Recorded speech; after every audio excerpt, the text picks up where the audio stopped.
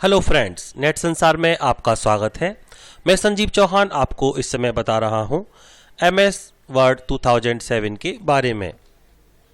MS word में आज हम जानेंगे होम टैब के अंतर्गत फॉन्ट ब्लॉक में font, font size, grow font, shrink font, clear formatting, bold, italic, underline, strikethrough, subscript, superscript, change case, text highlight colour, font colour इत्यादि के बारे में। वीडियो शुरू करने से पहले फ्रेंड्स आपसे कहना चाहेंगे कि जिन लोगों ने अभी तक नेट संसार को सब्सक्राइब नहीं किया है वे कृपया रेड बटन पर क्लिक करके इसे सब्सक्राइब कर लें। और यदि आप हमारे चैनल को सब्सक्राइब कर चुके हैं तो वीडियो देखने के बाद यदि आप हमारी वीडियो से सहमत होते हैं तो इसे लाइक अवश्य करें। यदि आप अपने फ्रेंडों तक इस जानकारी को पहुंचाना चाहते हैं तो आप हमारे वीडियो को शेयर भी कर सकते हैं। यदि चैनल से संबंधित आपकी कोई शिकायत और सुझाव है तो वीडियो के नीचे दिए गए कमेंट बॉक्स में आप अपने शिकायत और सुझाव हमें दे सकते हैं। आइए अब जानते हैं वर्ड में होम टैब के अंतर्गत फॉन्ट ब्लॉक का प्रयोग करना। वर्ड का पेज खुलने पर आप देखेंगे ऑफिस बटन के नीचे जहां होम टैब लिखा हुआ है उसी में आप नीचे आ जाएं और इस प्रकार से फॉन्ट ब्लॉक आपको दिखाई देगा। इसमें सबसे पहले आपको दिखाई देता है फॉन्ट, यानी कि कैलिबरी बॉडी नाम से आपका जो फॉन्ट दिखाई दे रहा है इसे फॉन्ट कहा जाता है। इससे आप अपने टेक्स्ट परिवर्तित कर सकते हैं किसी भी फॉन्ट में जो भी आपके सिस्टम में पहले से उपस्थित हैं। फॉन्ट का प्रयोग करने के लिए आपको सबसे पहले एक फॉन्ट को चुनना होता है और उस पर क्लिक करने के बाद आप जैसे ही टाइप करते हैं आपका फॉन्ट उस स्टाइल में आपके टेक्स्ट या फिर आपकी फाइल पर दिखाई देने लगता है। जैसे यहाँ हम टाइप करते हैं, देखिए अभी हमने ये टेक्स्ट एक चुन लिया टाइम्स न्यू रोमन और इसके अनुसार ही हमारा जो टेक्स्ट है वहाँ यहाँ टाइप होकर दिखाई आपको देगा। और यदि आपने पहले से ही फाइल बना रखी है और उनके टेक्स्ट का साइज या फिर आप कुछ परिवर्तन करना चाहते हैं, आप उनका फॉन्ट यहाँ से परिवर्तित करना चाहते हैं तो सबसे पहले आप अपने टेक्स्ट को सेलेक्ट कर लें जो भी आपने टेक्स्ट लिखे हैं और इसके बाद फॉन्ट में जाकर डाउनवर्ड एरो पर क्लिक करके जिस फॉन्ट पर आप अपने माउस के पॉइंटर को ले जाएंगे उसी के अनुसार आपके फॉन्ट परिवर्तित होकर आपको दिखाई देने लगेंगे। कुछ इस प्रकार से आप देख सकते हैं। और इस प्रकार आप अपने वर्ड में दिए गए फॉन्ट का प्रयोग करके अपने लिखे गए टेक्स्टों को फॉन्ट में परिवर्तित कर सकते हैं जो आप चाहते हैं। इसके बाद आते हैं फॉन्ट साइज पर। फॉन्ट साइज के लिए आप देखेंगे फॉन्ट के बराबर में ही जहां नंबर लिखे होते हैं उसके डाउनवर्ड एरो पर क्लिक करने से आप देखेंगे कुछ नंबर्स हमारे सामने दिखाई देते हैं। इनमें से जिस साइज पर आप अपने पॉइंटर को ले जाएंगे उसी के अनुसार आपका जो फॉन्ट साइज है वो परिवर्तित हो जाएगा। इसके लिए आपको पहले टेक्स्ट को सेलेक्ट करना होता है। जैसे आप देखेंगे हमने फॉन्ट साइज यहाँ से कुछ टेक्स्ट सेलेक्ट किए हैं और इसके बाद हम फॉन्ट साइज पर जाकर इसका साइज बढ़ा देते हैं और इस प्रकार से 36 करने पर हमारा जो साइज है वो बढ़कर इस तरह से दिखाई देगा। अब जानते हैं ग्रो फॉन्ट के बारे में। फॉन्ट साइज के बराबर में ही जो कैपिटल ए दिखाई देता है इसमें दो ए आपको दिखाई देंगे, एक का साइज थोड़ा कम है एक का ज़्यादा है। जो बड़ा वाला ए है इस पर आप माउस से लेफ्ट क्लिक करेंगे तो ये आपका ग्रो फॉन्ट होता है। यहाँ से भी आप अपने टेक्स्ट को सेलेक्ट करके उसका आकार ज़्यादा कर सकते हैं। पहले हम टेक्स्ट को सेलेक्ट कर लेते हैं, इसके बाद ग्रो फॉन्ट पर जाकर माउस की सहायता से लेफ्ट क्लिक करने पर उसका आकार जितना आप बढ़ाना चाहते हैं यहाँ से बढ़ा सकते हैं। इसी प्रकार से आप देखेंगे श्रिंक फॉन्ट, यानी कि किसी भी फॉन्ट का साइज अगर आपको पहले बढ़ाना हो तो आप ग्रो से बढ़ा सकते हैं और यदि आपको छोटा करना है तो श्रिंक फॉन्ट इसके बराबर में दिए गए ए पर आप क्लिक करते जाएं और यहाँ से आप अपने फॉन्ट का साइज कम कर सकते हैं। हमने ये साइज को सेलेक्ट किया और इसके बाद हम श्रिंक फॉन्ट पर क्लिक करेंगे और आप देखेंगे इसका साइज सुकड़ता जाएगा और यह छोटा हो जाएगा। अब समझते हैं क्लियर फॉर्मेटिंग करना। इसके लिए आप अपने सभी टेक्स्ट को जो आपने फाइल पर लिखे हुए हैं कंट्रोल ए की सहायता से सेलेक्ट कर लें। उसके बाद आप क्लियर फॉर्मेटिंग पर जाकर एक बार क्लिक कर दें। आप देखेंगे जिस कंडीशन में आप पहले थे उसी कंडीशन में आप वापस आ जाते हैं, यानी कि सभी कुछ किया गया फॉर्मेट का कार्य फॉर्मेट हो जाता है, आप वापस पुरानी अवस्था में आ जाते हैं। बोल्ड का प्रयोग करने के लिए पहले आप अपने टेक्स्ट को सेलेक्ट कर लें और इसके बाद जो बी बना हुआ दिखाई देता है आपको कैपिटल में, इस पर माउस की सहायता से लेफ्ट क्लिक कर दें और जो भी आपने टेक्स्ट सेलेक्ट किया हुआ है वह आप देखेंगे बोल्ड होकर आपको दिखाई देगा। और वापस आप बोल्ड पर क्लिक करेंगे तो यह पुरानी अवस्था में वापस आ जाएगा।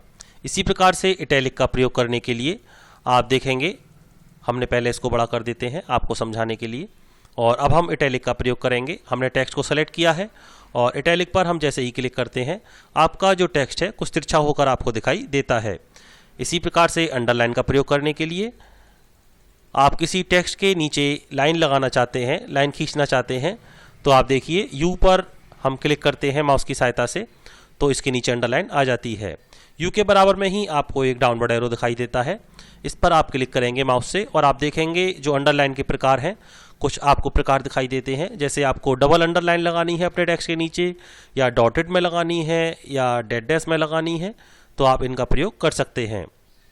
यदि आपको और ज़्यादा अंडरलाइन चाहिए तो आप मोर अंडरलाइन की सहायता से भी इसका प्रयोग कर सकते हैं। अगर आप अपनी अंडरलाइन के लिए कलर देना चाहते हैं तो अंडरलाइन कलर पर क्लिक करके आप अपनी अंडरलाइन के लिए कलर भी चुन सकते हैं। यहाँ आप देखेंगे हमने एक रेड कलर दिया है अपनी अंडरलाइन को और इस प्रकार से हमारा कार्य हो जाता है। यदि आप अंडरलाइन को हटाना चाहते हैं तो आप पहले टेक्स्ट को सेलेक्ट कर लें और वापस यू पर माउस की सहायता से लेफ्ट क्लिक कर दें। आपने जो वर्क किया है वो हट जाएगा।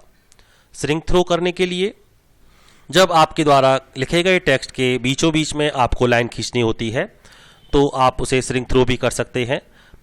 सबसे पहले हम इसे सेलेक्ट कर लेते हैं और इसके बाद जो ABC लिखा हुआ है स्मॉल में, इस पर जाकर माउस की सहायता से क्लिक करेंगे और क्लिक करने के बाद आप देखेंगे जो आपने टेक्स्ट लिखा है उसके बीचों बीच में एक लाइन आ जाती है जिसे श्रिंक थ्रो कहा जाता है। इसको आप फॉन्ट में भी देख सकते हैं। यहाँ पर जो स्मॉल ABC लिखा हुआ है उसके ऊपर एक लाइन खींची गई होती है जिसे श्रिंक थ्रो कहा जाता है। सब स्क्रिप्ट का प्रयोग फॉन्ट ब्लॉक में आप देखेंगे जो X है उसके नीचे 2 लिखा हुआ है, इसे सब स्क्रिप्ट कहा जाता है। इसका प्रयोग आप फिजिक्स केमिस्ट्री के फॉर्मूले देते समय करते हैं। जैसे आपको कुछ फॉर्मूला लिखना है, मान लीजिए हमने H2O लिखा, अब हम चाहते हैं इस H के बाद जो 2 है इसका साइज कुछ छोटा होकर H के नीचे दिखाई दे, तो सबसे पहले हम इस 2 को सेलेक्ट कर लेंगे। उसके बाद हम सब स्क्रिप्ट पर जाकर क्लिक करेंगे तो आप देखेंगे जो 2 है उसका साइज कम हो गया है और H के बाद 2 छोटा हो गया है। इसी प्रकार से आपको जहाँ जहाँ सब स्क्रिप्ट का प्रयोग करना हो आप उसके लिए पहले टेक्स्ट को टाइप कर लें, उसके बाद उसे सेलेक्ट करने के बाद सब स्क्रिप्ट पर क्लिक करके इसका प्रयोग आप कर सकते हैं। यदि आप पहले से ही सब स्क्रिप्ट पर क्लिक कर देते हैं तो अब आप जो भी टेक्स्ट लिखेंगे वह छोटे साइज में ही आते जाएंगे। आप देखेंगे जो O का साइज है वो बड़ा है और इसके बाद हम जो टाइप कर रहे हैं वो सब स्क्रिप्ट क्लिक होने की वजह से पहले से ही छोटा होकर दिखाई आपको देने लगेंगे।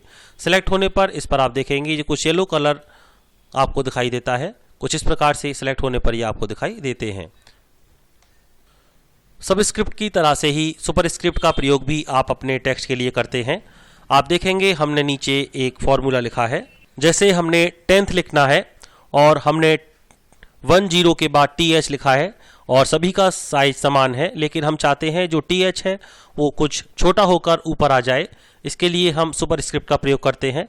सबसे पहले हम इस TH को सेलेक्ट कर लेंगे और इसके बाद सुपर स्क्रिप्ट पर जाकर क्लिक करते हैं तो अब आप देखेंगे जो TH है वो 10 के बाद है, लेकिन उसका साइज कुछ छोटा हो जाता है और ऊपर आ जाता है। इस प्रकार से जहाँ भी आपको आवश्यकता होती है आप सब स्क्रिप्ट और सुपर स्क्रिप्ट का प्रयोग कर सकते हैं। अब चेंज केस को समझ लेते हैं। चेंज केस का प्रयोग करने के लिए आप देखेंगे फॉन्ट में जो कैपिटल A है उसके साथ ही एक स्मॉल a बना हुआ दिखाई देगा कुछ इस प्रकार से। इसके डाउनवर्ड एरो पर जब आप क्लिक करते हैं तो आपको सबसे पहले सेंटेंस केस, उसके बाद लोअर केस, इसके बाद upper case, capitalize each word और टॉगल केस, इनका प्रयोग समझ लेते हैं। हमने सबसे पहले टेक्स्ट को सेलेक्ट किया, इसके बाद हम सेंटेंस पर क्लिक करते हैं। सेंटेंस केस आप देखेंगे जैसे आप सेंटेंस लिखते हैं पहला जो लेटर है वो कैपिटल है और बाकी सभी अक्षर छोटे होकर दिखाई देते हैं। इसके बाद हम देखेंगे लोअर केस, जो सभी लेटर हैं आपके छोटे होकर दिखाई देते हैं। इसके बाद अपर केस यानी सभी बड़े हो जाएंगे, कैपिटल हो जाएंगे। और कैपिटलाइज ईच वर्ड यानी कि हर वर्ड का पहला अक्षर पहला लेटर बड़ा होकर दिखता है और बाकी सभी स्मॉल साइज में हो जाते हैं। इसके बाद है टॉगल केस, यानी कि पहला लेटर छोटा हो जाएगा और बाकी सभी लेटर्स बड़े होकर दिखाई देते हैं। टेक्स्ट हाईलाइट कलर, आप देखेंगे फॉन्ट ब्लॉक में जो AB लिखा हुआ है उसके नीचे एक पेंसिल है और कुछ इस प्रकार से आप इसे यहाँ देख सकते हैं। इसके बराबर में एक डाउनवर्ड एरो होता है, इस पर आप माउस की सहायता से क्लिक करें और कुछ कलर्स आपको दिखाई देते हैं जो आपके टेक्स्ट को हाईलाइट करेंगे।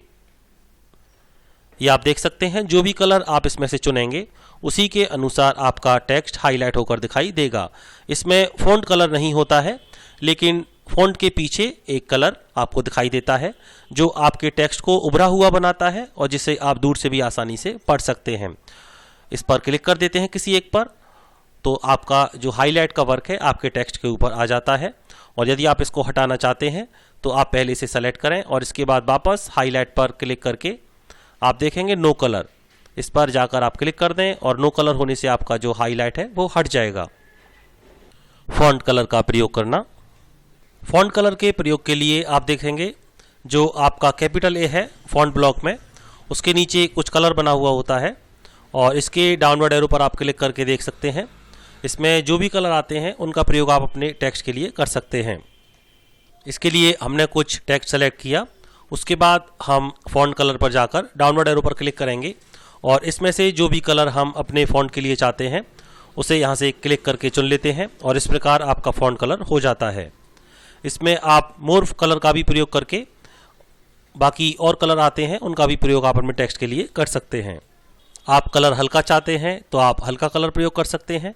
इसमें आप देखेंगे गहरे से हल्के तक की तरफ आपको जो कलर हैं वो दिखाई देते हैं और जैसा चुनाव आप करना चाहते हैं अपने फॉन्ट के कलर के लिए कर सकते हैं। फॉन्ट ब्लॉक में ही आप देखेंगे एक एरो जो तिरछा निशान बना होता है, ये नीचे की तरफ होता है। इस पर क्लिक करके आप देखेंगे एक फॉन्ट विंडो आपकी स्क्रीन पर खुलकर आती है। इसमें वह सभी बदलाव आपको दिखाई देते हैं जो आपने अपने टेक्स्ट के लिए किए हैं और यह सभी बदलाव आपको एक साथ दिखाई देते हैं। जैसे यहाँ आप देख सकते हैं फॉन्ट, ये फॉन्ट का स्टाइल, इसका size, script, font colour, underline style, effect जो भी आप देना चाहते हैं और नीचे सैंपल, ये प्रीव्यू है किस प्रकार से आपका फॉन्ट दिखाई देगा। और आप यहाँ से कोई भी परिवर्तन करने के बाद ओके पर क्लिक करेंगे तो वह आपके टेक्स्ट में दिखाई देगा। हम एक टेक्स्ट को सेलेक्ट कर लेते हैं। इसके बाद हम इस एरो पर क्लिक करके फॉन्ट की विंडो आने पर यहाँ पर इसमें कुछ परिवर्तन कर देते हैं। जैसे हमें स्टाइल बोल्ड लेनी है और साइज हम बढ़ा देते हैं, 14 कर दिया है। और इसके बाद हम फॉन्ट का स्टाइल है वो कैसा लेना चाहते हैं यहाँ से आप चुन सकते हैं। कोई एक स्टाइल हमने चुन लिया इस प्रकार से और इसके बाद हम सबस्क्रिप्ट या सुपरस्क्रिप्ट का प्रयोग कर सकते हैं, स्टिक थ्रू का कर सकते हैं, शैडो का कर सकते हैं, आउटलाइन कर सकते हैं। इसमें से एक चुन लेते हैं हम सैंपल और इसके बाद हम ओके पर क्लिक करेंगे और यहाँ आप देख सकते हैं जो भी हमने बदलाव किए हैं वो इस टेक्स्ट पर आपको दिखाई दे जाएंगे। इसका साइज़ बढ़ाकर हम आपको फिर से दिखा देते हैं फॉन्ट में जाकर ही। यहाँ से आप इसका साइज़ भी बढ़ा सकते हैं। इस बार हम इसका साइज़ 48 कर देते हैं और ओके पर क्लिक करेंगे तो आप देखेंगे फॉन्ट विंडो के द्वारा भी हम अपने टेक्स्ट में बदलाव इस प्रकार कर सकते हैं। फ्रेंड्स, नेट संसार पर वर्ड के बारे में आज की वीडियो में इतना ही। MS वर्ड के बारे में और अधिक जानने के लिए मिलेंगे नेट संसार की अगली वीडियो में। तब तक के लिए मैं संजीव चौहान आपसे विदा लेता हूं और जाते जाते आपसे फिर एक बार कहना चाहूँगा, यदि आपने हमारे चैनल को अभी तक सब्सक्राइब नहीं किया है तो कृपया रेड बटन पर क्लिक करके आप इसे सब्सक्राइब कर सकते हैं। यदि आप हमारी वीडियो से सहमत हैं तो आप इसे लाइक अवश्य करें।